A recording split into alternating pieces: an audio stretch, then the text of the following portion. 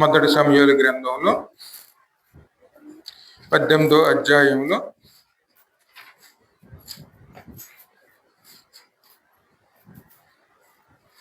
5వ వచనం జ్ఞాపకం చేసుకుందాం. సౌలు నా చెయ్యి వాని మీద పడకూడదు, నా చెయ్యి వాని మీద పడకూడదు, ఫిలిష్తీయుల చెయ్యి వాని మీద పడును కాక అనుకొని దావీదు నా పెద్ద కుమార్తె అయిన 18:5 దావీదు సౌలు తనను పంపిన చోటలెల్లను పోయి సుబుద్ధి కలిగి పని చేసుకుని వచ్చెను గనుక సౌలు యోధుల మీద అతనిని నియమించెను. జనులందరి దృష్టికి సౌలు సేవకుల దృష్టికి దావీదు అనుకూలుడై ఉండెను. హల్లెలూయా. చూడండి, దావీదు జీవితం మనం జ్ఞానం చేసుకుంటున్నప్పుడు అనేక విషయాలు మన ముందు కనపడతాయి. మొట్టమొదటి దావీదులో ఉన్న లక్షణాలు ఎటువంటివి? అందుకే తనకి ఇచ్చిన బాధ్యత అన్నిటిలో కూడా ఆయన నమ్మకంగా ఉండేవారు. ఏం పని చేసినా సరే ఆ పని పరిపూర్ణంగా పూర్తి చేసేటువంటి స్వభావం కలిగిన వాడు. మరి ఖచ్చితంగా అటువంటి స్వభావం గల వారికి దేవుడు ఖచ్చితంగా తోడై ఉంటారు. అందుకే దావీదు సౌలు తనకు పంపిన చోట్లకి వెళ్ళను పోయి సుబుద్ధి కలిగి పని చేసుకుని వచ్చాను గనుక సౌలు యోధుల మీద అతనిని నియమించెను. మొట్టమొదట ఆయన సౌలు యుద్ధకు ఎందుకు పిలిపించబడ్డారు? ఆయన కేవలం కీర్తనలో పాడుతూ పాటలు పాడటానికి, అక్కడ ఉన్నటువంటి దురాత్మ నుంచి ఉపశమనం పొందుకోవటానికి పిలిపించబడ్డాడు. కానీ తనకి ఏ విషయంలో అయినా సరే నమ్మకంగా ఉంటూ ఏం పని చెప్పినా సరే ఆ పనిని పూర్తి చేసుకుంటూ సుబుద్ధి అంటే మంచి బుద్ధిని కలిగిన వాడే, ఎక్కడ ఏ లోపం లేకుండా పని అంతటిలో కూడా పూర్తి చేసుకుని తనకి ఇచ్చిన బాధ్యతలన్నీ కూడా నెరవేర్చుకుంటూ వచ్చారు. కాబట్టి ఆ స్థితిలోంచి అక్కడ ఒక యోధుడి కింద నియమించబడ్డారు. ఎందుకంటే మనం ఎదుగుదల అనేది ఎలాగొస్తుంది? నమ్మకంగా ఉన్నాం అనుకోండి, నమ్మకాన్ని బట్టి ఖచ్చితంగా దేవుడు మనల్ని ఆశీర్వాదకరంగా ఒక ఉన్నతమైన స్థానంలో నిలపడానికి క్రమంగా దేవుడు ఆశీర్వదిస్తాడు. ఎప్పుడు కూడా దేవుడు ఆశీర్వాదాలు ఎప్పుడు కూడాను అన్ని క్రమ పద్ధతిలో ఉంటాయి.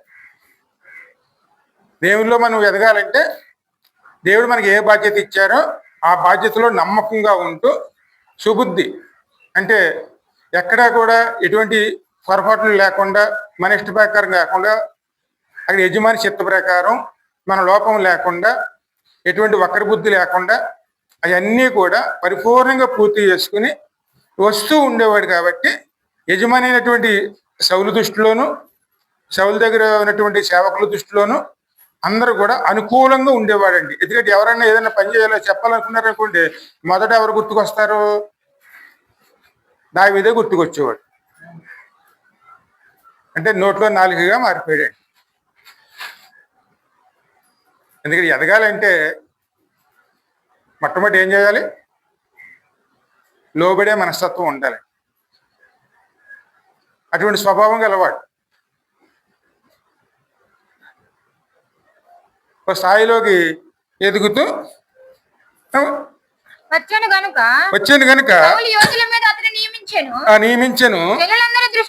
జనులందరి దృష్టికి సౌలు యొక్క సేవకుల దృష్టికి దావీదు అనుకూలుడై ఉండెను. హల్లెలూయా. చూడండి, జనులందరి దృష్టికి అంటే ప్రజలందరి దృష్టికి, రాజు అయినట్టు సౌలు దృష్టికి, సేవకుల దృష్టికి, అందరి దృష్టికి ఆయన ఎలా కనపడుతున్నారు?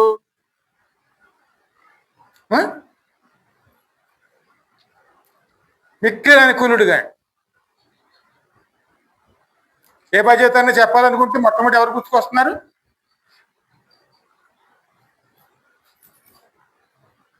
ఇప్పుడు కూడా దేవుని చిత్తంలో మనం మొదట నిలవాలి అంటే ఇటువంటి గుణ లక్షణాలు కలిగిన వారమే ఉండాలి.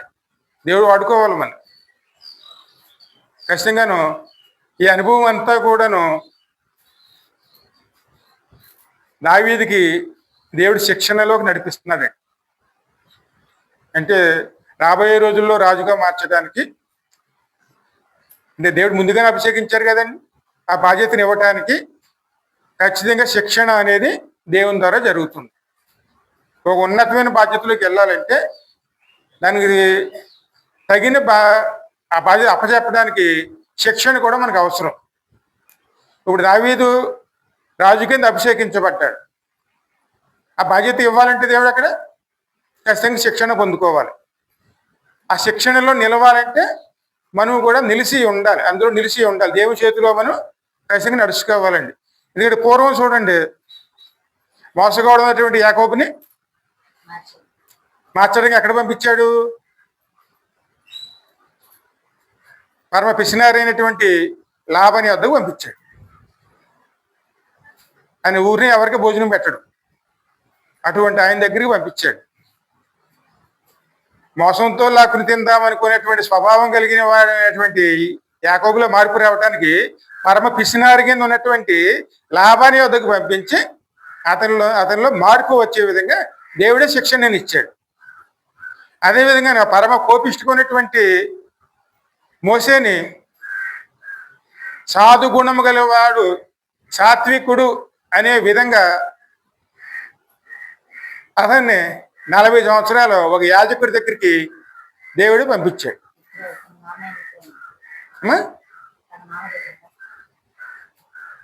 ఒక యాజకుడి దగ్గరికి. ఆ తర్వాత ఆయన గుణగణాలు వచ్చి పిల్లనిచ్చి పెళ్లి చేశాడు. ఆ విధంగాను ఇశ్రాయేలు పిల్లలు నడిపించేటువంటి పెద్ద బాధ్యతని మోసేకి ఇవ్వటానికి మోసేకి ఎన్ని సంవత్సరాలు శిక్షణ ఇచ్చారండి? 40 సంవత్సరాలు. ఇప్పుడు దావీదుకి ఇశ్రాయేలు ప్రజల మీద రాజుగా నిలపడానికి తగిన యోగ్యత కోసం దేవుడే శిక్షణ ఇవ్వటానికి ముందుకు వచ్చారు.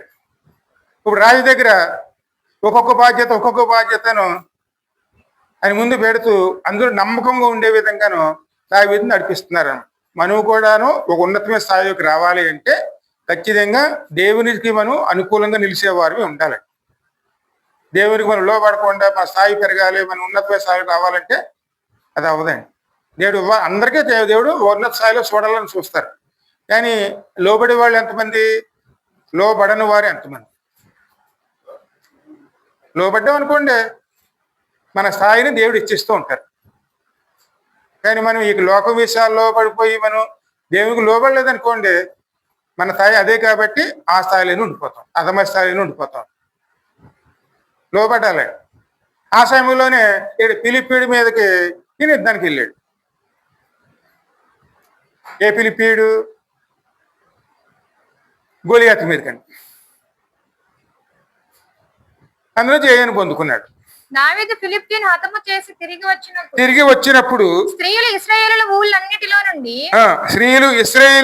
ఊళ్ళన్నిటిలో నుండి తంబూరతోను సాంబ్రముతోను వాద్యములతోను పాడుచు నాట్యమాడుచు రాజైన సౌలును ఎదుర్కొనుటకై వచ్చిరి. ఎందుకంటే అది ఎప్పుడైతే నిర్మూలన చేయబడ్డాడో ఆ గొలియాతు, ఇప్పుడు వీళ్ళని ఎదుర్కోవడానికి ఎవరు వస్తున్నారు? ప్రజలు అందరూ వస్తున్నారు.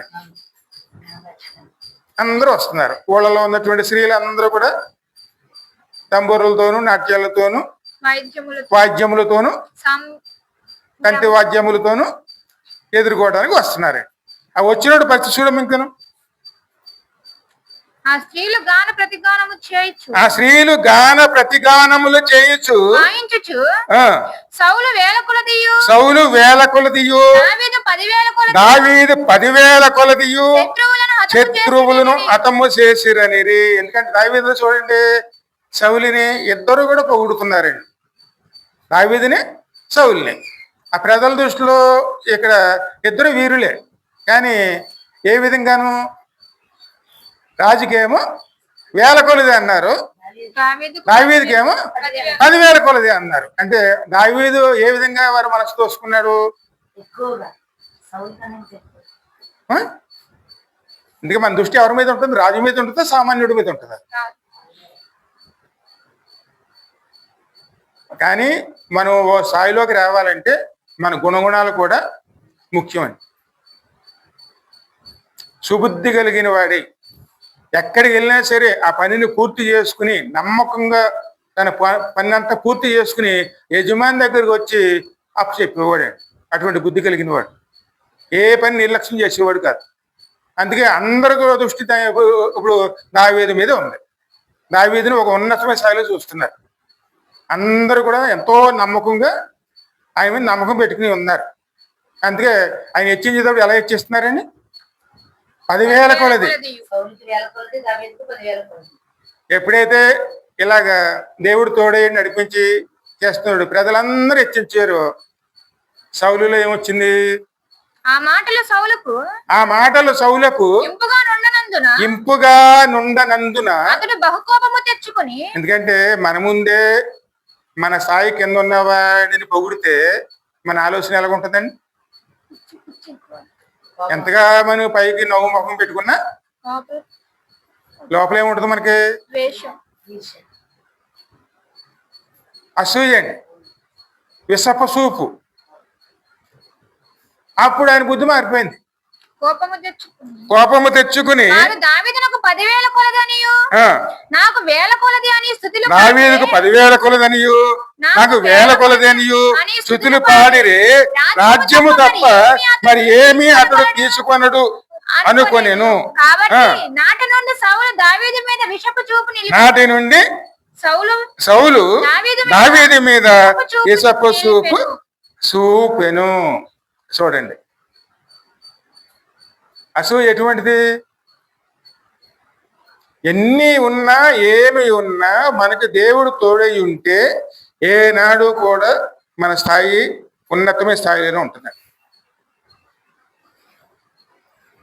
అదే దావీదు జీవితం అండి. ఎందుకంటే దావీదు అక్కడ ఉన్న సమయం అంతా కూడాను పూలపాన్పు మీద ఏమీ లేదండి. రాజు దగ్గర పనిచేస్తున్నాడు, స్థాయి పెరుగుతుంది కదా అనుకుంటాను. చుట్టూ ఎవరున్నారు? శత్రువులు. ప్రథమ శత్రువు ఎవరండి? రాజే. ఆ రాజే పిలిపించాడు, ఆ రాజే హోదా ఇచ్చాడు, ఆ రాజే బాధ్యతలు ఇచ్చాడు. కానీ ప్రజలందరూ కూడాను ఆయన పనిని చూసి మెచ్చుకుంటుంటే రాజులో ఏమి కలిగింది? అసూయ పుట్టిన వెంటనే విషపు సూపు చూపడం మొదలు పెట్టాడండి. అప్పటి నుంచి ఎలా నిర్మూలన చేయాలా అని ప్రయత్నం చేస్తూనే ఉన్నాడు. కానీ దావీదు తనకి ఇచ్చిన బాధ్యతల్లోనూ నమ్మకంగా ఉన్నాయి. ఎందుకని? దేవుడు నాకు తోడై ఉన్నాడు అని నమ్మకం అని. దేవుడు మనకు తోడై ఉన్నాడు అనుకోండి, ఎవరు ఎలా మనల్ని చూసినా భయపడాలని అవసరం లేదు, ఆయనే చూసుకుంటాడు. ఇక్కడ 2 శరణాలు ఉంటాయి చూడండి. యేసు మాతో నీ ఉండగా మేము అలసిపోలేమయ్యా, యేసు మాతో నీ ఉండగా మేము అలసిపోలేమయ్యా, అంతా నీవే చూసుకుంటావు, అంతా నీవై చూసుకుంటావు, అంతా నీవై చూసుకుంటావు, అంతా నీవై చూసుకుంటావు, సమాధానకారకుడవు నీవేనయ్యా, సర్వశక్తుడవు నీవేనయ్యా, సమాధానకారకుడవు నీవేనయ్యా, సర్వశక్తుడవు నీవేనయ్యా, అంతా నీవే చూసుకుంటావు, అంతా నీవై చూసుకుంటావు, యేసు మాతో నీ ఉండగా మేము అలసిపోలేమయ్యా, అద్భుత దేవుడవు నీవేనయ్యా, ఆలోచన కర్తవు నీవేనయ్యా, అద్భుత దేవుడవు నీవేనయ్యా, ఆలోచన కర్తవు నీవేనయ్యా, అంతా నీవే చూసుకుంటావు, అంతా నీవే చూసుకుంటావు, అంతా నీవే చూసుకుంటావు, అంతా నీవే చూసుకుంటావు. యేసు మాతో నీవుండగా మేము అలసిపోలేమయ్యా. తల్లియు తండ్రియు నీవేనయ్యా, పెంచే దానివే నీవేనయ్యా. తండ్రియు నీవేనయ్యా, పెంచే దాదియు నీవేనయ్యా. అంతా నీవే చూసుకుంటావు, అంతా నీవే చూసుకుంటావు. యేసు మాతో నీవుండగా మాకు మేము అలసిపోలేమయ్యా. యేసు మాతో నీవుండగా మేము అలసిపోలేమయ్యా. చీకటిని తొలగించే వెలుగు నీవేనయ్యా, రక్షించే దేవుడవు నీవేనయ్యా. చీకటిని తొలగించే వెలుగు నీవేనయ్యా, రక్షించు దేవుడవు నీవేనయ్యా. అంతా నీవే చూసుకుంటావు, అంతా నీవే చూసుకుంటావు, అంతా నీవే చూసుకుంటావు, అంతా నీవే చూసుకుంటావు. యేసు మాతో నీవుండగా మేము అలసిపోలేమయ్యా. హల్లెలూయా. ఇప్పుడు దావీదుకి ఎవరు తోడున్నారు? దేవుడు. తల్లిదండ్రులు ఎక్కడో ఉన్నారు. రాజు పిలిచి బాధ్యతనిచ్చితే ఆ బాధ్యతను మోయటానికి వచ్చాడు. ఇప్పుడు ఆ రాజే విషపు చూపు చూపి, ఎందుకంటే దావీదు ఎక్కడ లోపం లేదండి, సుబుద్ధి కలిగిన వాడు, చేస్తున్న పని అంతా కూడాను నమ్మకంగా చేసుకుంటూ వచ్చాడు. పని నమ్మకంగా చేస్తున్నప్పుడు బుద్ధి కలిగిన వాడు ఉంటే లోకంలో ప్రజలందరూ ఆకర్షించబడతారు, వారందరూ పొగుడుతారండి. కానీ ఆ పొగడతల వల్ల మన మీద నాయకుడిగా ఉన్నవాడికి ఈర్ష వస్తే, అసూయ వస్తే దాని ఫలితాలు ఎలాగుంటాయి?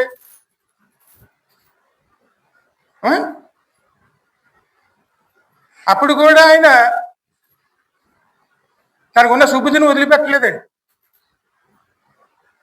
దేవుని మీద భారం వేసుకున్నాడు అంతే. ఆ పరిస్థితుల్లో తప్పించుకోవడానికి చూశాడు, కానీ యజమానిని ఎప్పుడు కూడాను ద్వేషించేవాడిగాను ఆయన లేడండి. ఎవరైనా మనకి చిన్న అపకారం చేస్తేనే మనం ఎంత ద్వేషాన్ని పెట్టుకుంటామండి కడుపులోను. ఒక మాట అన్నారని తెలిస్తే అన్నారో లేదో మనకు అనవసరం అండి, మనం చెవిని పెడితే వెంటనే అంతవరకు ఉన్న వారి మీద అభిప్రాయం ఏమైపోతుంది, మనకి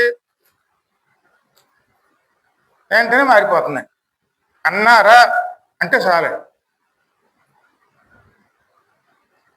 అటువంటి వాడుగా దావీదు తన ప్రాణం తీయటానికి వస్తున్నాడైనా సరే, తన యజమాని అయినా సరే, ఆయన తన బాధ్యతను విడివ్వకుండా నమ్మకంగా ఉన్నాడు. ప్రజలందరూ కూడా తన వెంట ఉన్నా సరే ఆయన ఎక్కడ గర్వపడలేదండి. అంతే, ఎందుకంటే పాపంలో పడినప్పుడు కూడా దేవుడు హెచ్చరించినప్పుడు ఏం చేసుకున్నాడు? ఆ హెచ్చరికను తీసుకుని పాపం నుంచి బయటపడి మళ్ళీ తన యథాస్థితిలోకి వచ్చాడు.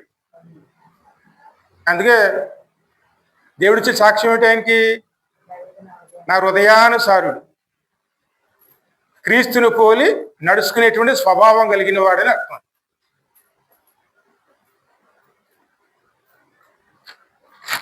అందుకే దావీదుకి ఎవరితోడి ఉన్నారు? ఇప్పుడు యెహోవాయే నా పక్షమై ఉండగా నాకు విరోధి ఎవరు? అన్నమాట స్పష్టంగా ఉంది. 27 కీర్తనలు స్పష్టంగా ఉంది కదండి.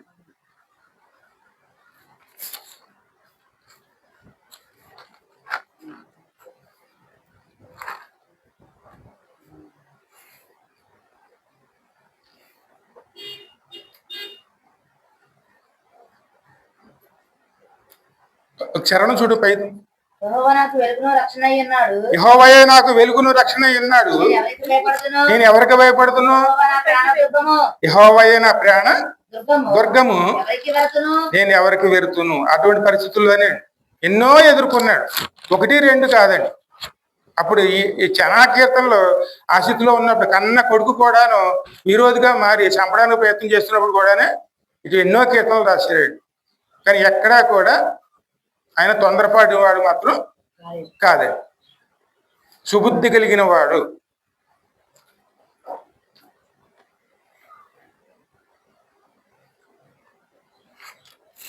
ఇంకా ముందు చదువు 15 వరకు చదువు. ఇది ఆ స్త్రీలు గాన ప్రతిగానములు చేయించు వాయించుచు ఆ. సౌలు 1000 కొలదీయు దావీదు 10,000 కొలదీయు ఆ. శత్రువులను హతము చేసిరనిరి. ఆ. ఆ మాటలు సౌలునకు ఇంపుగా ఉండనందున సౌలుకు ఇంపుగా ఉండనందున అతడు బహుకోపము తెచ్చుకుని వారు దావీదునకు 10,000 కొలది అనియు నాకు 1000 కొలది అనియు స్తుతులు పాడిరే. రాజ్యము తప్ప మరి ఏమి అతడు తీసుకొనగలడు అనుకొనెను. కాబట్టి నాటి నుండి సౌలు దావీదు మీద విషపు చూపు నిలిపేను. మరునాడు దేవుని యొద్ద నుండి దురాత్మ సౌలు మీదకి బలముగా వచ్చినందున అతడు ఇంటిలో ప్రవచించుచుండగా దురాత్మ ఎప్పుడు వస్తుంది? ఎప్పుడైతే ఆయన విషపు చూపు చూపాడో మనలో ఎప్పుడైనా అసూయలు ద్వేషాలు మనలో వచ్చాయి అంటే ఖచ్చితంగా మనలో ఆ సమయం ఎవరు వస్తారు? దురాత్మ. అవి మన హృదయంలో పెట్టుకుని శాతానికి ఆశ్రయం ఇద్దామా, లేకపోతే మంచి ఆలోచనతో పరిశుద్ధాత్మకి అవకాశం ఇవ్వాలి? ఎదుటివాడిని ప్రేమించే స్వభావం కలిగి ఉన్నాం అనుకోండి, పరిశుద్ధాత్మలు వచ్చి నడిపిస్తారు. అసూయలతోనూ ద్వేషాలతోనూ కోపాలతోనూ మన హృదయంలో పెట్టుకున్నాం అనుకోండి, వెంటనే ఆ స్థానంలోకి ఎవరు వస్తారు? దురాత్మ వస్తుంది. అందుకే ఎప్పుడు కూడా మనం ఎక్కడ జాగ్రత్తగా ఉండాలి? మన హృదయం అని. నా కుమారుడా నీ హృదయము నాకు ఇమ్ము అన్నారు. అన్నిటికన్నా ముందు నీ హృదయాన్ని భద్రంగా కాపాడు. ఎందుకంటే జీవజల నదులు ఊట అందులోనూ బయలుదేరుతాయండి. అంటే పరిశుద్ధాత్ముడు ప్రవహించేటువంటి చోటు అండి. అందుకే మనం హృదయాన్ని ఎప్పుడు కాపాడుకోవాలి. అసూయ అనేది చాలా ప్రమాదం. అది మనం తేలిగ్గా తీసుకుంటాం, కానీ అసూయ ఎక్కడ ఉంటుందో సమస్త కీడులకి అదే మూలం అవుతుంది. అసూయ ఎంత ప్రమాదకరమైందంటే ఎప్పుడైతే అసూయలో ప్రవేశించిందో, ఎప్పుడైతే అసూయ తర్వాత ఇక్కడ దురాత్మ సౌలు మీదకి వచ్చిందో అతడు ఇంట్లో ప్రవహించడం మొదలుపెట్టాడు. అతడు దావీదు మునుపిటిలాగే వీణ చేత పట్టుకుని వాయించెను. ఒకప్పుడు సౌలు చేతిలో ఒక ఈటి ఉండగా దావీదును పొడిచి గోడకు బిగించింది అనుకుని సౌలు ఆ ఈటెను విసిరేను. దావీదమ్మ గోడగా అనుకుని వీణ మెట్టి వాయిస్తూ ఉన్నాడండి.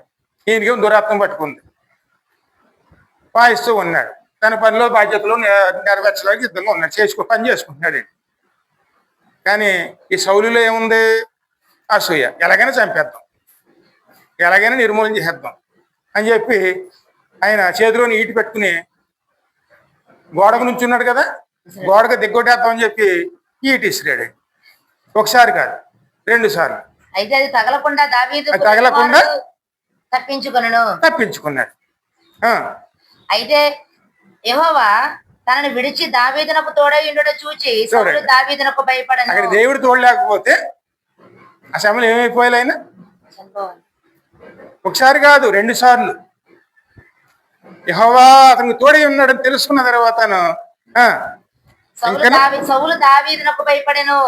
సౌలు దావీదునకు భయపడెను. కాబట్టి సౌలు అతని తన యుద్ధ ఉండనీయక సహస్రాధిపతిగా, ఎందుకంటే ఎదురుగుండా పెట్టుకుంటే ప్రమాదం అని చెప్పి, ఎందుకంటే అసూయతోను దూరంగా పెట్టి ఆయన సహస్రాధిపతి ఎందుకు చేశాడు? ఆయన ఫిలిప్పీల దేశం మీద యుద్ధం చేస్తారు కదా, వాళ్ళ చేతిలో చచ్చిపోతాడులే అని చెప్పి కుట్ర చేసి, సహస్రాధిపతి అంటే ఏమిటి? సర్వసైన్యాధిపతి, ఉన్నతమైన స్థాయి. ఆయన కుట్ర చేసి సాయి ఇవ్వాలనుకున్నాడు, కానీ దేవుడు ఏ స్థాయిలో తీసుకెళ్ళాడు దావీదుని? ఇంకా అత్యధికంగా స్థాయి. మొదటి యోధుడు, ఆ తర్వాత సర్వ సైన్యాధిపతి. అంటే రాజుగా ఒకేసారి దావీదుకి పదవి ఇవ్వలేదండి. ఒక్కో మెట్టు ఎక్కుతూ దావీదుని ఎలా తీసుకెళ్ళాడు? ఆయన ఉన్నతమైన స్థాయికి తీసుకెళ్లే విధంగా నడిపించారు. ఇక్కడ అసూయ ఎంత ప్రమాదకరమైందంటే,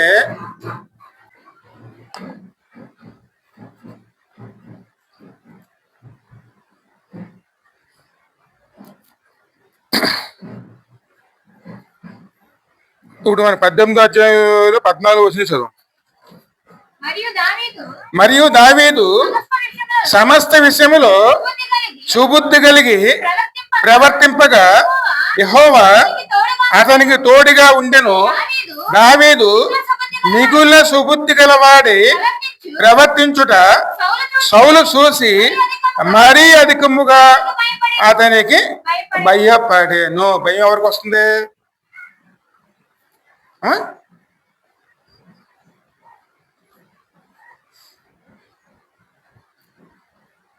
మన మనసులో ఎటువంటి కుళ్ళు బుద్ధి లేకపోతే ఏ భయం ఉండదండి. అసూయలతోనూ ద్వేషాలతోనూ ఉన్నాడు, అది ఎదుగుతున్నాడు తన కళ్ళ ముందే. అది ఏ బాధ్యత ఇస్తే ఆ బాధ్యతలోనే నమ్మకంగా ఉండటం వల్ల దేవుడు ఉన్నతమైన స్థాయికి తీసుకెళ్తున్నాడు. అందరూ ఆయన్నే పొగుడుతున్నారు. ఈయనకి అసూయ వచ్చింది. అసూయ వచ్చేసరికి ఇప్పుడు ఈటి పెట్టి పొడవబోయాడు. ఈటి పెట్టి పొడవబోతుంటేనే అక్కడ కూడా దేవుడు తప్పించాడు. ఈ సంపాదన చూస్తున్నాడు, ఆయన వల్ల కావట్లేదండి, దేవుడు తోడే ఉంటున్నాడు. అప్పుడు ఈయన ఇక్కడ కాదని చెప్పి ఆయనకి సహస్రాధిపతి కింద చేసి అక్కడికి పంపించాలని నిర్ణయం తీసుకున్నాడు. అది కూడాను ఆ స్థాయి ఇవ్వటానికి కారణం ఏంటి? అసూయ. ఇప్పుడు తన చేతులు ఎలాగ సావట్లేదు, యెహోవా ఆయన తోడే ఉన్నాడు కాబట్టి పిలిపిలి చేతిలోనే చనిపోతాడేమో అని చెప్పి ఎదురు యుద్ధానికి వెళ్తే ఎప్పుడు కూడా సైన్యాధిపతి ముందు ఉండాలి. కాబట్టి యుద్ధానికి వెళ్తాడు కదా, యుద్ధాన్ని పంపిద్దాం, అందులో వాడు ఖచ్చితంగా చచ్చిపోతాడు అని చెప్పి కుట్ర చేసి సహస్రాధిపత్యం చేసాడు.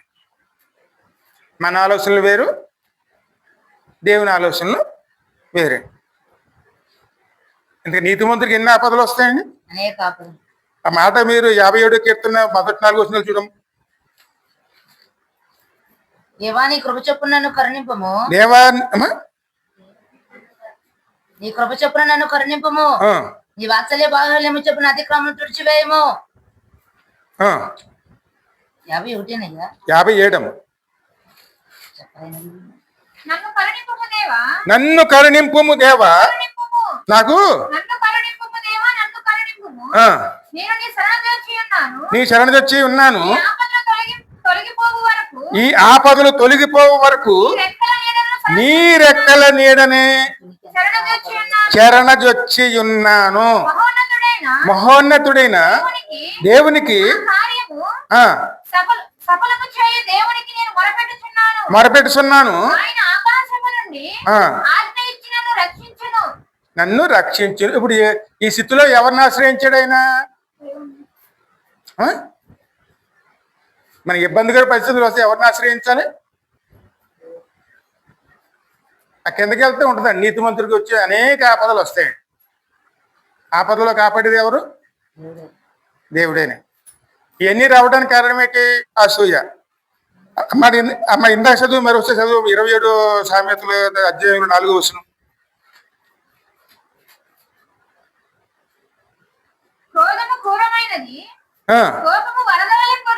క్రోధము ఘోరమైనది, కోపము వరద వలె పొర్లినది. రోషము ఎదుట ఎవడు నిలవగలడు?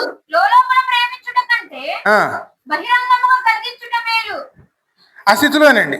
అదే విధంగా యేసేయుని కూడా చూడండి, మరి ఆయనలోని అసూయ ఏమి తీసుకొచ్చింది? యేసేయుని అప్పచెప్పడానికి కూడా ఎంత సిద్ధపడిపోయారు. అదే మరి మత్తయి సువార్త 27వ అధ్యాయంలో 18వ వచనం చదువు.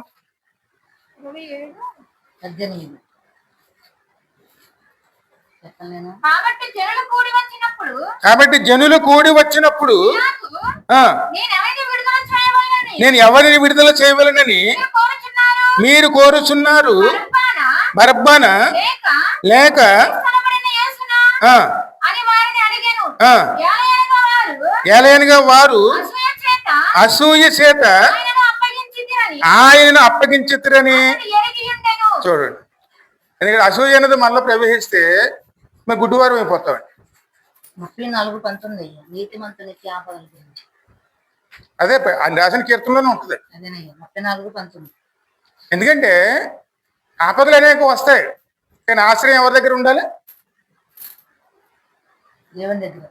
అసూయ మనలో ప్రవేశించిందంటే ఎన్ని రకాల కుట్రలు చేస్తారో అండి.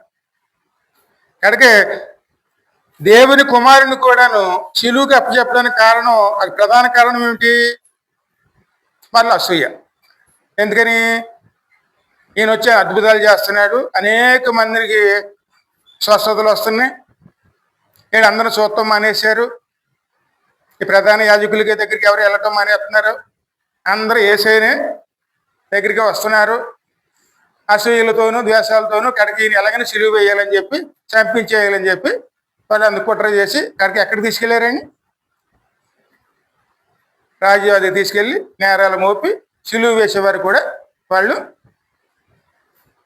ఊరుకోలేదు. అసూయ అంత ప్రమాదమైంది. ఇప్పుడు సౌల్లో ఏమున్నది? అసూయ. అసూయలో ఏమొచ్చింది? కోపం వచ్చింది, కోతరం వచ్చింది. ఇవన్నిటితోనూ ఈయన్ని తరుగుతూనే ఉన్నాడు. సౌలుగోడు ప్రధాన శత్రువు కింద మారిపోయాడు. పైకేమో నటన, లోపలేమో శత్రువు కింద చూస్తాం. ఈ పైనేమో బాధ్యతలు చెప్పేవాడు, ఆ పని నిమిత్తాన్ని వెళ్ళేవాడు. ఆ పనిలో ఉన్నప్పుడు వెనకాల నుండి చంపడానికి ఈయన ప్రయత్నం ఏం చేసేవాడు అండి. చూడండి, ముందేమో పని బాధ్యత, వెనకాలేమో ఆ యజమాని చంపడానికి ప్రయత్నాలు చేస్తున్నాడు. మరి దావీదు పరిస్థితి ఎలా ఉంటుంది?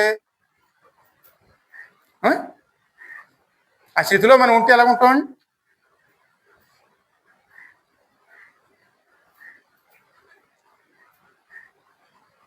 కఠినమైన పరిస్థితి అండి. ఏ రాజు అయినా సరే సరే శిక్షణ అంటే ఏమిటి? ఇదే శిక్షణ అండి. ఎందుకంటే రాజులో ఉండవలసిన గుణాలు ఏమిటి? కఠినమైన స్థితిలో కూడాను నమ్మకంగా సుబుద్ధి కలిగి పరిపాలన చేసేటువంటి సామర్థ్యం కలిగి ఉండాలి. అలాగే దేవుడు ఇక్కడ ఆయన నడిపిస్తున్నారండి. ఆపదల్లో తప్పించుకోవాలి, ప్రజలను కాపాడుకోవాలి, నమ్మకంగా ఉండాలి, తన నీతిని వదలకూడదు, దేవుని సత్యంలో నడవాలి, దేవుని మీద ఆనుకునే మనసు ఉండాలి, దేవుని వాక్యం ద్వారా నడుచుకోవాలి. ఇవన్నీ కూడాను నెరవేర్చుకుంటూ ఆపదలను తప్పించుకుంటూ తన బాధ్యతలన్నిటి కూడా నమ్మకంగా పెట్టుకున్నాడు. కానీ అభిషేకించబడ్డానని రాజుని కదా అని ఆయన ఏ నాడు కూడా ఆయన అనుకున్నవాడు కాదు. దేవుడు ఇచ్చాడు, ఎప్పుడు ఇస్తే అప్పుడే వస్తుందని నమ్మకంతో ఉన్నాడు. నమ్మకం, విశ్వాసం, అటువంటి స్వభావం కలిగిన వాడు. ఆపదలు అనేకం వస్తూ ఉంటాయండి.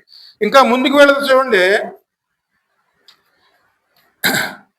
కీర్తన 34:19 చూడము.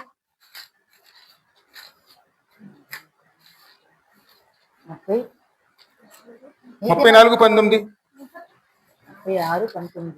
34:19.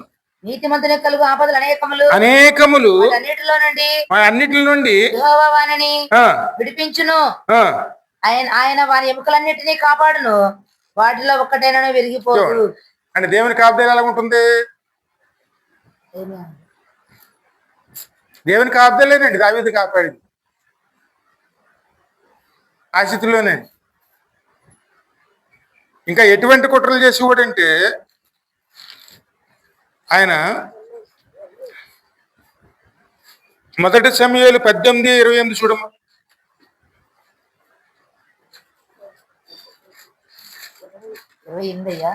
ఆ, యెహోవా దావీదునకు తోడుగా ఉండుటయు ఆ, తన కుమార్తె అయిన మీకాలు అతని ప్రేమించుటయు ఆ, సౌలు చూచి ఆ.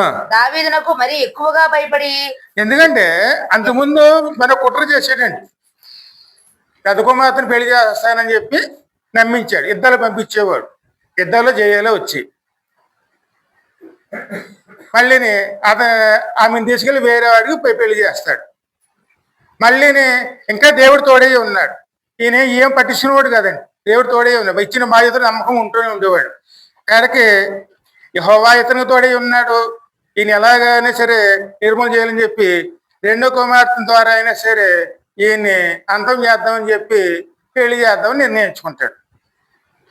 ఆ మాటల పుకారు కింద ఆయన దగ్గరికి వెళ్ళి మాట్లాడమని చెప్పి కొంతమంది పురమాయిస్తాడు.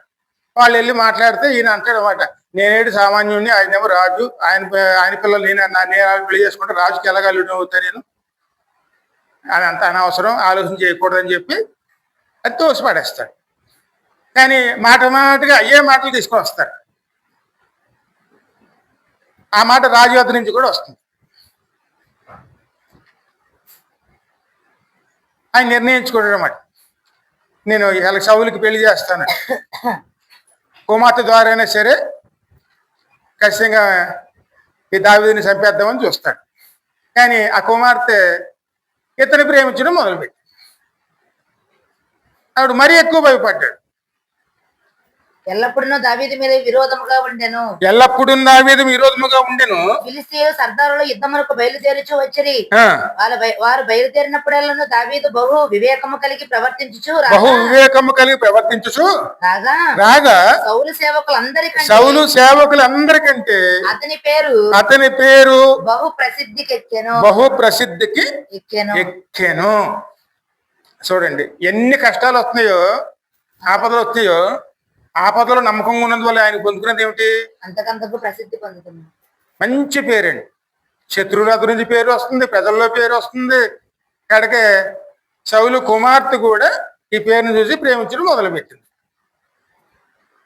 ఇచ్చినట్టుగా పెళ్లి చేశాడు ఏదో రకంగా కుమార్తె ద్వారా. మంచి పేరు వస్తుంది, దేవుడు తోడై ఉన్నాడు. ఇన్ని రకాలుగా ప్రయత్నాలు చేసినా సరే, ఎన్ని రకాలుగా ప్రయత్నాలు చేస్తున్నా అక్కడ దేవుడు తోడై ఉన్నందువల్ల ఆయనకి ఎటువంటి ఆపదలు కూడా రాలేదు. నీతిమందికి ఆపదలు అనేక వస్తాయి, దేవుడు తోడు లేకపోతే ఎప్పుడో నిర్మూలం అయిపోతాం. దేవుడు తోడై ఉంటే ఎన్ని ఆపదలు వచ్చినా దేవుడు మనల్ని నమ్మకంగా కాపాడతారు.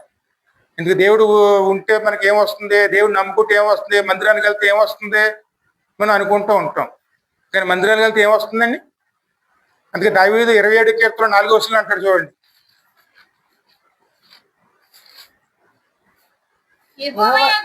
యెహోవా యొద్ద నేను ఒక వరము అడిగి తిని దానిని వెతుకుచున్నాను, యెహోవా ప్రసన్నతను చూచుటకును ఆయన ఆలయంలో జ్ఞానము చేసుకున్నటకును నా జీవిత కాలం అంతేను నేను యెహోవా మందిరములోను నివసింపగోరుచున్నాను. హల్లెలూయా. ఈ నిశ్చయత మనలో ఉండాలి. మన దేవునిలో తలదాచుకున్నాం అనుకోండి, ఎంత ఆపదలు వచ్చినా కంటికి రెప్పలా కాపాడతారు. ఎందుకంటే ఒక చోట ఉంటుందండి, నా కనుగుడ్డును ముట్టుకునే విధంగా చూస్తానని. అందుకే ఎవరినైనా సరే మన మీద చేయేస్తే ఆయన కనుగుడ్డిని ముట్టుకుంటే కన్ను ఎలా రెప్ప ఎలా మూసుకుంటుందో ఆ విధంగా కాపాడుకుంటానంట. దేవునిలో తలదాచుకున్న వారి మీదకి ఎవరో ఆపద తీసుకురాలేరే. ఎప్పుడు ఎక్కడ తలదాచుకోవాలి మనం? దేవుని సన్నిధానంలోనే. అశ్రద్ధ చేసుకున్నాం అనుకోండి, ఆపద మన పక్కనే ఉంటుంది. తన ఎంత బాధ్యతలో ఉన్నా సరే తన బాధ్యతను మర్చిపోలేదు, దేవుని ఆరాధించుకుంటూనే ఉన్నాడు. అందుకే ఈ కీర్తనలన్నీ కూడా ఈ సందర్భంలో రాసి ఈయన దేవుడే తోడై ఉన్నాడు. ఎంత తోడై ఉన్నా సరే సౌలు భయపడుతున్నాడు. నిర్మూలన చేయకపోతే నాకే ఎదురయ్యి ఇక్కడికి రాజుగా తానే అయిపోతాడని చెప్పి భయపడి ఎలాగైనా నిర్మూలన చేయాలని చెప్పి చేస్తూ ఉంటాడండి. ఇంకా ముందుకెళ్తే 24వ అధ్యాయం చూడము.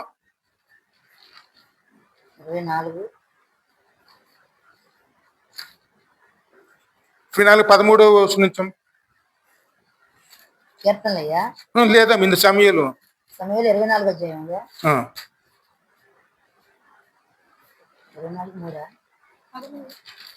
23 పూర్వీకులు సామ్యం చెప్పింది అదే కదా. ఆ. పూర్వీకులు పూర్వీకులు సామ్యము చెప్పినట్లు దుష్టుల చేతనే దోషం పుట్టినని నేను నిన్ను చంపను. ఇశ్రాయేలు రాజు ఎవరిని పట్టుకుని బయలుదేరి వచ్చి ఉన్నాడు, ఏ పాడవని తరుముచున్నాడు, చచ్చిన కుక్కనే కదా. ఎందుకంటే ఈ సందర్భం ఎందుకు మాట్లాడుతున్నారంటే ఇక్కడ 3వ వచనం నుంచి చదివితే మనకు అర్థం అవుతుందండి. ఇక్కడ సౌలు దావీదు పలానా కొండగాడ ఉన్నాడు, గుహలోకి అటేపు వెళ్తున్నాడు అని తెలుసుకున్నాడు. ఆ తెలిసిన సమయానికి సౌలు యుద్ధానికి పిలిపిల మీద యుద్ధానికి వెళ్ళాడు. యుద్ధానికి వెళ్ళి వచ్చేస్తున్నప్పుడు ఈ దావీదు పలానా అడవిలో అక్కడ కొండ పక్కకి వెళ్తున్నాడు. మీరు చూసేవాడినప్పటికీ ఈయన కూడా ఒక 3,000 మందిని వెనకేసుకుని తరుముకుంటూ వెళ్తాడండి. తరుముకుంటూ వెళ్ళేటప్పటికి ఆ పర్వతంకి అటేపునేమో దావీదు ఉంటాడు, ఇటేపునేమో సౌలు ఉంటాడు. వెళ్ళేటప్పుడు చీకటి పడిపోయే సమయానికి అది పెద్ద గుహ ఉంటుంది. ఆ గుహలో దేవులను ఓ పక్కనేమో సౌలు తల దాచుకుంటాడు, ఓ పక్కనేమో ఇక దావీదును వాళ్ళ వంశస్థులను అక్కడ తల దాచుకుంటారు ఇద్దరును. ఆ సమయంలో పడుకుని ఆ తర్వాత కాలకృత్యాలు తీర్చుకోవడానికి సౌలు బయటకు వచ్చినప్పుడు ఈ దావీదు ఒక బంధువులు చూస్తారు. చూసి దావీదుతో చెప్తారు, మరి ఇదిగో నీకు ఒంటరిగా దొరికాడు, ఇక్కడ ఈ గుహలోనే ఉన్నాడు, ఇతను నిర్మూలన చేసే యెహోవా చేతికి అప్పచెప్తా అన్నాడు కదా, సమయం వచ్చింది కనుక నువ్వు వెంటనే అతను నిర్మూలన చేసేయమని చెప్పి వాళ్ళు ఒత్తిడి తెస్తారు. ఒత్తిడి తెచ్చినా సరే దేవుని యొక్క ఆలోచనతో ముందుకెళ్ళాడు, కానీ తన చిత్తానుసారంగా కదా, ఎదుటి వాళ్ళ ఆలోచన బట్టి తను వెళ్ళలేదండి. ఆ మాటలన్నీ 3వ వచనం చదువు. మార్గమున గొర్రెగండ్ల కొదుడు రాగా అక్కడ గృహ ఎక్కడి కనబడేను, అందులో సౌలు శంకని వర్తికి పోగా దావీదు అతని జనులను ఆ గృహ లోపలి భాగంలో ఉండిరి కనుక దావీదు జనులు యెహోవా దృష్టికి ఏది మంచిదో అది నీవు అతనికి చెయ్యమని నీ శత్రువు చేతికి అప్పగించుతునని యెహోవా నీకు చెప్పి ఉన్నారు కదా, వచ్చినని అతనితో అనగా దావీదు లేచి వచ్చి సౌలునకు తెలియకుండా అతని పై వస్త్రము చెంగును కోసి. ఎందుకంటే వీళ్ళ వెనకాల ఏమో చెప్తున్నారు, అయ్యా మనం రోజు మనం తౌరుతున్నాడు, ఇప్పుడు అట్నే వచ్చి దొరికాడు, మనకి ఒంటరిగా దొరికాడు, ఇదే సమయం నీకు నీ శత్రువుని చేతికి అప్పచెప్తానని దేవుడు వాగ్దానం ఉంది కదా, నువ్వు లేచి వెళ్ళు, నీ పరిగానిచ్చాను. అదే మామూలు వాళ్ళు అయితే ఏం చేస్తారు, వాళ్ళు చెప్పినట్టుగా విని వాళ్ళ మీద పడుతురు. ఆయన అలా చేయలేదండి. నెమ్మదిగా లేచి వెళ్ళి ఆయన పడుకుని ఉంటే వస్త్రపు చెంగు కోసి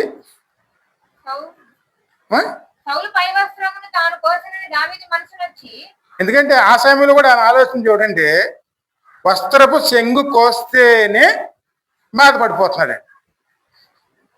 ఎందుకని? దేవుడి చేత అభిషేకించబడినవాడు అనేది ఒక విధం అయితే రాజు తండ్రితో సమానమైంది. తన తండ్రి వస్త్రపు చెంగు నేను కొయ్యవలసి వస్తుందా అన్న బాధతోనే, నా తండ్రి వస్త్రపు చెంగుని నేను కొయ్యవలసి వస్తుందా.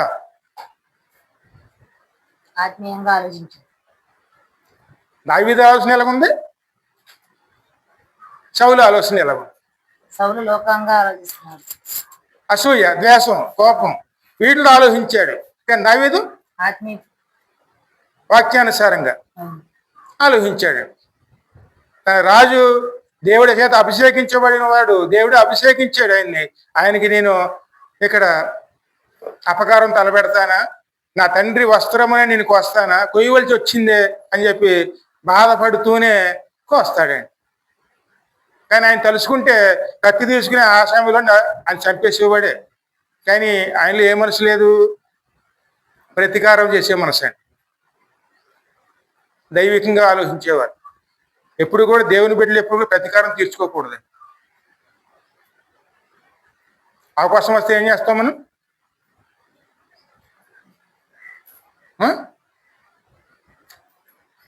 ఆ ఆలోచన చేస్తాం. రోజు వాడు తగులుతుంటే మేము ఎక్కడికి వెళ్ళి దాక్కోవాలి, చేతికి దొరికాడు అని చెప్పి అవకాశాన్ని ఉపయోగించుకుంటే ఎంతటి వారైనా సరే దేవుడు అభిషేకించాడంటే వాళ్ళు తొలగిపోయినా సరే వారికి మనం అపకారం చేయకూడదు. ఎందుకంటే దేవుని చేత అభిషేకించబడ్డవారు, వారి మీద చేయకూడదు. మన దురాలోచన మరి చేయకూడదు, దేవునికి అప్పచెప్పాలి. అంతేగాని మనం వారికి వ్యతిరేకంగా ఆలోచన చేసి వారి వ్యతిరేకంగా మనం పనులు చేసామంటే ఆ కీడు ఖచ్చితంగా మనకు తగులుతుంది. ఎందుకంటే అతను యెహోవా చేత అభిషేకించబడిన వాడు. వాడు ఎటువంటి వాడైనా సరే తన సేవకుడి గురించి తాను చూసుకోగలడు. ఆ తీర్పు మన చేతిలో తీసుకుంటే అందుకే ఆ విషయంలో సౌలు విషయంలో ఎన్ని చేసినా తనకు వ్యతిరేకంగా చేసినా సరే ఆయన ఆలోచన ఎలా ఉన్నది? దేవుని చేత అభిషేకించబడిన వాడు, అందులో రాజుగా ఉన్నాడు అని చెప్పి ఆయన దగ్గర నేను పని చేస్తాను, నా యజమానికి నేను ఎదురు తిరుగుతానని చెప్పి ఆయన ఎదురు తిరగటానికి కూడా ఆయన ఒప్పుకోలేదు. నా యజమానికి నేను ఎదురు తిరుగుతానా, నా తండ్రికి నేను ఎదురు తిరుగుతానా, నా రాజుకి ఎదురు తిరుగుతానా అనే ఆలోచనతోనైనా కీడు చేయడానికి ఒప్పుకోలేదు. కానీ ఏ స్థితిలో వదిలిపెట్టేశాడో తెలుసుకునే విధంగాను ఒక వస్త్రపు చెంగుని కోసి, ఇదిగో నాకు అవకాశం వచ్చింది అయినా సరే నేను ఉపయోగించుకోలేదు అని సాక్ష్యం కింద వస్త్రాన్ని కోసాడు. వస్త్రం కోసుకుని కూడా ఆయన ఎలా కోసాడు? ఆయన బాధపడుతూనే. అంటే ఒక విధంగా చూస్తే ఏడుస్తూనే కోసాడు. కానీ దావీదు మనిషి ఎటువంటిది?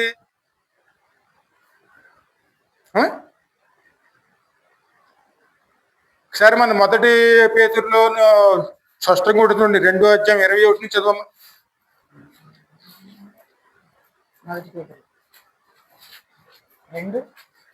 2వ అధ్యాయం 21 నుంచి 23 వరకు. క్రీస్తు కూడా మీ కొరకు బాధపడి మీరు తన అడుగు జాడలందు నడుచుకునేటట్లు మీకు మాదిరిని ఉంచిపోయెను. ఆయన పాపము చేయలేదు. ఆయన నోట ఏ కపటమును లేదు. ఆయన దూషింపబడి బదులు దూషింపలేదు.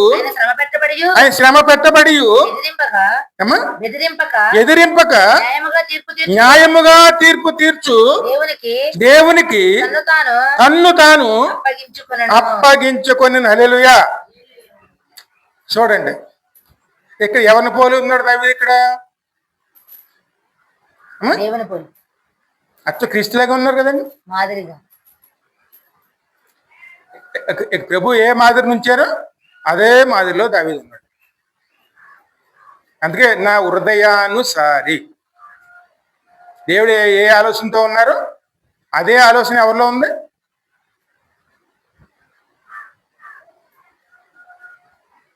అదే ఆలోచన. ఎన్ని బాధలు పెట్టారండి క్రీస్తుని ఈరోజు? 53వ అధ్యాయం యెషయా గ్రంథంలో కనపడుతుంది కదా, 3వ వచనం నుంచి. బాధలు ఆయన ఎలా చూసాం? మనుషుల వల్ల విసర్జించబడిన వాడుగా, వ్యసనాక్రాంతుడిగాను, వ్యాధిని అనుభవించేవాడు గాను, మనుషులు చూడ నొల్లని వాడిగాను అతడు తృణీకరించబడిను.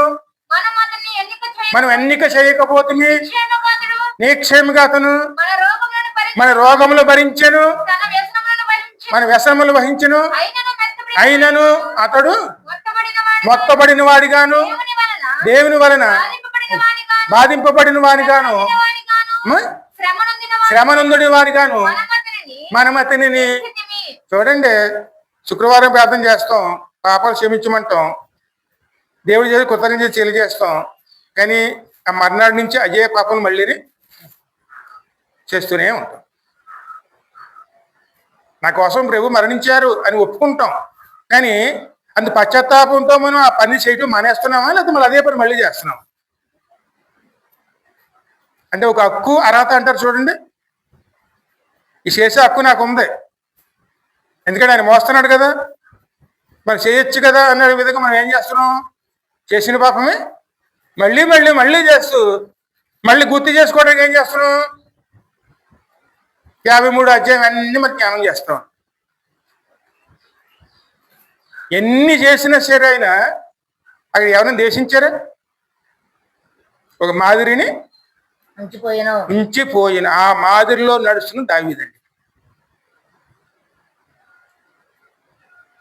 ఇంకా ముందు చదువు మొదటి సమూయేలు గ్రంథంలో.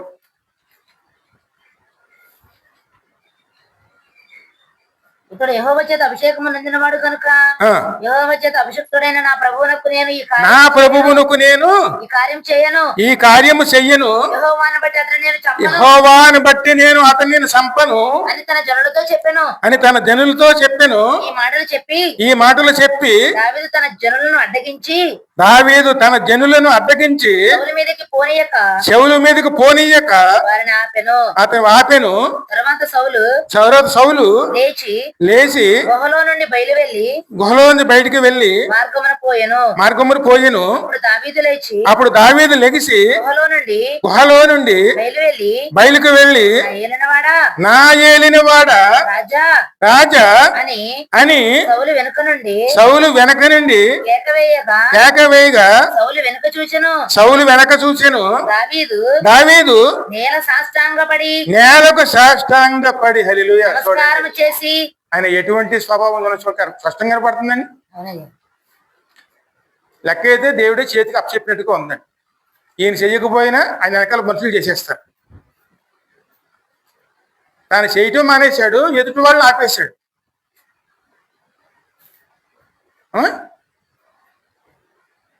ఇది క్రీస్తులో ఉన్న మనస్తత్వం. యేసయ్య ఎవరికి అపకారం చేయడు, చెయ్యనివ్వడు. ఆయన పోలి ఉన్న వాళ్ళు ఎవరిలో అయినా సరే చేస్తున్నారు అంటే క్రీస్తు ఆత్మ ఆయనలో లేదని అర్థం. క్రీస్తుని పోలి ఉన్నవారు ఎవరో కూడాను తాము అపకారం చేయరు, ఇతరులు చేయనివ్వరు. ఈ మనస్తత్వం ఉన్నవాళ్ళే క్రీస్తు పోలి ఉన్నవారే. అవకాశం ఏదికి వచ్చింది అయినా సరే వదిలిపెట్టేసి ఇప్పుడు వెనకాల కేకేస్తూ ఎవరికి సాష్టాంగ పడ్డాడు? సౌలుకి. దావీదు నేల సాష్టాంగపడి నమస్కారం చేసి అలా సాష్టాంగ పడుతున్న కారణం ఏమిటి? దేవుని మీద మొదటిది యెహోవా చేత అభిషేకించబడ్డ, అంటే గౌరవం ఇంచదగిన వాడు, అభిషేకించబడిన వాడు కాబట్టి మనం ఖచ్చితంగా గౌరవం ఇవ్వాలి.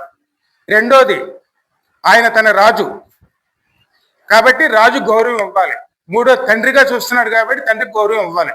దాన్ని చూశాడు కానీ శత్రుత్వం చూడలేదండి. అందుకే సాష్టాంగ పడ్డాడు. సౌలుతో ఇట్లనెను, దావీదు నీకు కీడు చేయని ఉద్దేశించున్నాడని జనులు చెప్పిన మాటలు. ఎందుకంటే వెనకాల ప్రజలు ఏం చేస్తారు? అది చెడగొట్టింది ఎవరు? ప్రజలండి. చూసావా, నీ దగ్గర పనిచేసేవాడు ఇలా పోగేస్తున్నారు, లేకపోతే నీకే వాడు ఏకమేక అవుతాడు. నువ్వు ఎందుకు వినిచున్నావు? నువ్వు ఎందుకు అలా చూస్తూ ఉంటావు? ఏదో చేయొచ్చు కదా, ఆలోచించము అని చెప్పి అది చెడగొట్టుకుంటూ వచ్చారు. ఈ దినమున యెహోవా నిన్ను ఎలాగో గుహలో నా చేతికి అప్పగించను. ఎందుకంటే వాళ్ళు మాట్లాడింది అది నీ కండ్లారా చూసితివే. ఇప్పుడు చూసావు కదా. కొందరు నిన్ను చంపమని నాతో చెప్పినను, నేను నీ ఎందుకు కనికరించి ఇతడు యెహోవా చేత అభిషేకము ఎందుకు నన్ను ఇలా తౌరుకో? నువ్వు ప్రజల మాటలిని, వాళ్ళ మాటలు, వీళ్ళ మాటలిని దేవుడు నా చేతికి ఇచ్చాడు, నేను చంపలేదు. ఇప్పుడు వీళ్ళు నా వచ్చిన వాళ్ళు కూడా నన్ను ప్రోత్సహించారు, నేను ఒప్పుకోలేదు. ఎన్ని చూస్తున్నా కదా, అవకాశం వచ్చింది. కానీ నీ మీద చెయ్యకుండా నేను కేవలం సాక్ష్యం కింద వస్త్రపు చెంగునే కోసాను. ఇప్పుడు నీ తలుచుకుంటే ఏదైనా ఇప్పుడు నేను తెలుసుకుంటే నువ్వేమైపోతావు? ఒకసారి ఆలోచించమని చెప్పి వెనకాల నుంచి కేకలేస్తాడు. నా వల్ల నీకు కీడు ఎంత మాత్రము రాదని, నాలో తప్పిదము ఎంత మాత్రము లేదని నీవు తెలుసుకొనవచ్చును. ఈ విషయమే నేను ఏ పాపమును చెయ్యని వాడినే ఉండగా నీవు నా ప్రాణము తీయవలనని నీవు నన్ను తరుముచున్నావే. నీకును నాకును మధ్య యెహోవాయే న్యాయము తీర్చును. యేసయ్య అక్కడ ఏ ప్రార్థన చేశారు? ఇక్కడ దావీదు న్యాయముగా తీర్పు తీర్చు దేవునికి తను తాను అప్పగించు. ఇక్కడ దావీదు చెప్తున్నాడు, నీ దేవునికి అప్పచెప్పేశాను. నేను ఎందుకు తీర్పు తీస్తాను? నేను ఎందుకు కక్ష చేస్తాను? నేను అవకాశం వచ్చిందని అలా మనం చేయొచ్చా?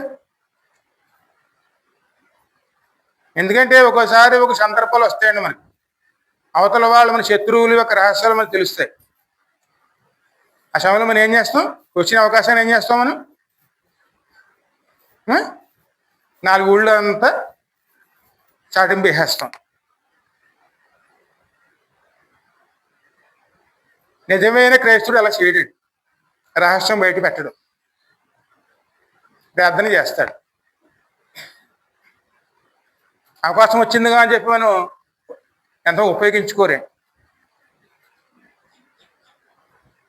ఎందుకంటే తీర్పు తీర్చకుడి, మీకు తీర్పును తీర్చబడదు. మనం ఒక ఏలెట్ చూపిస్తున్నామంటే ఉన్న ఏళ్ళు ఏం చూపిస్తున్నాం మనకి? దావీదులో ఈ గుణం ఉంది. అదే చెప్తున్నాడు.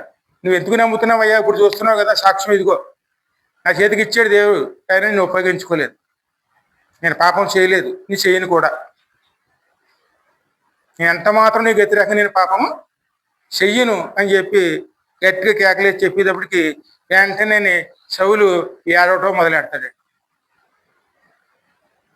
నా కుమారుడా అంట.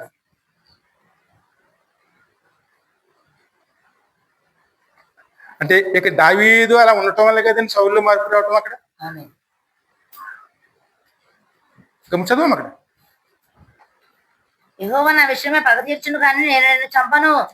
పూర్వీకుల సమయం చెప్పినట్టు దుష్టుల చేతనే దోషమే పుట్టును కానీ నేను నిన్ను చంపను. ఇశ్రాయేలీ రాజు ఎవరిని పట్టుకొని బయలుదేరి వచ్చి ఉన్నాడు? ఏ పాటి వారిని తరుముచున్నాడు? చచ్చిన కుక్కను కదా. చచ్చిన ఎలా పోల్చుకున్నాడండి? కుక్కతో, చచ్చిన కుక్కతో పోల్చుకున్నాడు. మిన్నల్లింది కదా. యెహోవా నీకును నాకున్న మధ్య న్యాయాధిపతి అయి తీర్పు తీర్చును కాక. ఆయనే సంగతి విచారించి నా పక్షమున వ్యాజ్యమాడి నీ వశము కాకుండా నన్ను నిర్దోషినిగా తీర్చును కాక. దావీదు ఈ మాటలు సౌలుతో మాట్లాడి చాలింపగా సౌలు, దావీదా నాయనా ఈ పలుకు నీదేనా అని బిగ్గరగా ఏడ్చి దావీదుతో ఇట్లనెను, యెహోవా నన్ను నీ చేతికి అప్పగింపగా నన్ను చంపగా విడిచినందుకు ఈ దినమున నీవు నా అపకారమునకు ఉపకారము చేసిన వాడవై నా ఎడల నీకున్న ఉపకార బుద్ధిని వెల్లడి చేసి తిని కనుక నీవు నాకంటే నీతిపరుడవు. చూడండి, నీవు నాకంటే నీతిపరుడవు. ఒకనికి తన శత్రువు దొరికినట్ల మేలు చేసి పంపివేయునా? ఈ దినమున నీవు నాకు చేసిన దానిని బట్టి యెహోవా ప్రతిగా నీకు మేలు చేయును గాక. చూడండి, ఎందుకంటే మనం తీర్పుల జోలికి వెళ్ళకూడదు, ప్రతికారం మన చేతిలో ఉండకూడదు. నిశ్చయముగా నీవు రాజువగుదుననియు ఇశ్రాయేలు ఆయన ఒప్పుకుంటున్నాడు. ఇప్పుడు అయ్యా నువ్వు తప్పకుండా రాజు అయిపోతావు, రాజ్యము నీకు స్థిరపరచబడి ఎలాగే దేవుడే స్థిరపరుస్తాడు నాకు తెలియను, నాకు తెలుస్తుంది అయ్యా. ఆ నోట్లోంచి దేవుడే పలికిచ్చాడు. ఆశీర్వచనం. శత్రువు ఎలాగంటున్నాడండి? ఇప్పుడు ఎలాగ నువ్వు రాజు అయిపోతావు, దేవుడే స్థిరపరుస్తాడు అలా అనటానికి కారణం ఏమిటి? ఆయన ప్రవర్తన లేకపోతే ఆయన బలమా? మొట్టమొదటి ప్రవర్తన.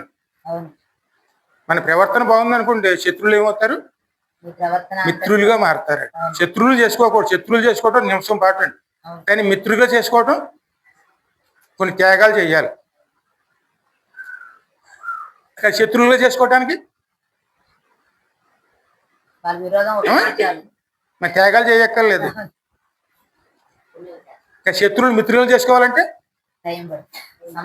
కొన్ని మనం వదులుకోవాలి.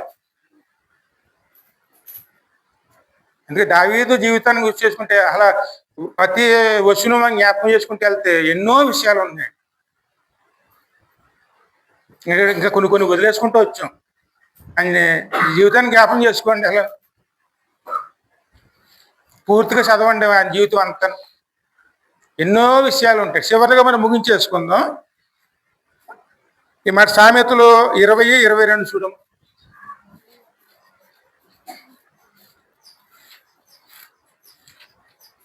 కీడునకు ప్రతి కీడు చేసేదని అనుకునవద్దు. కీడునకు ప్రతి కీడు చేసేదని అనుకునవద్దు. యెహోవా కొరకు కనిపెట్టుకునము. యెహోవా కొరకే కనిపెట్టుకునుము. ఆయన నిన్ను రక్షించును. ఆయనే నిన్ను రక్షించును. దావీదుకు రక్షించబడటానికి కారణం అదేనండి. ఎన్నోసార్లు వీటిని విసిరేసాడు. కనుక సౌలు కుమారుడు కూడా మిత్రుడుగా మారాడు. దావీదుకి ప్రాణమిత్రుడు అని వాక్యం రాయబడింది. తండ్రి అతను కాపాడుకుంటూ వచ్చాడు. కనుక సౌలు ఒక వాగ్దానం తీసుకున్నాడండి, దావీదు ఎలాగ నీ దేవుడు రాజ్యం ఇచ్చేస్తాడు, కానీ రాజ్యం తీసుకున్న తర్వాత నా సంతతి వారిని నువ్వు నిర్మూలన చెయ్యను అని చెప్పి నాకు వాగ్దానం ఇయ్యి. నా సంతతిని నిర్మూలన చెయ్యనని వాగ్దానం ఇయ్యి, నువ్వు వాగ్దానం ఇయ్యి అని చెప్పి అడుగుతాడు. మళ్ళీ ఇందాక చదువుతాడు ముందుకుంటాము. కాబట్టి నా తరువాత నా సంతతి వారిని నిర్మూలము చేయకుండానట్లును, నా తండ్రి ఇంట్లో నుండి నా పేరు నీవు కొట్టివేయకుండానట్లును యెహోవా నామమునకు నాకు ప్రమాణము చేయుము. అంతటి దావీదు సౌలునకు ప్రమాణము చేసెను. చూడండి, అప్పుడు సౌలు ఇంటికి తిరిగి వచ్చెను. అయితే దావీదును అతని జనులను తమ కొండ స్థలములకు వెళ్లిపోయిరి. ఒక శత్రువా మిత్రువా అప్పుడు ఆయన? మిత్రుడు. చూడండి, ఎవరినైతే సంపాదన రేపి ప్రయత్నించి 3000 మంది సైన్యాన్ని తీసుకుని బయలుదేరాడు, ఇప్పుడు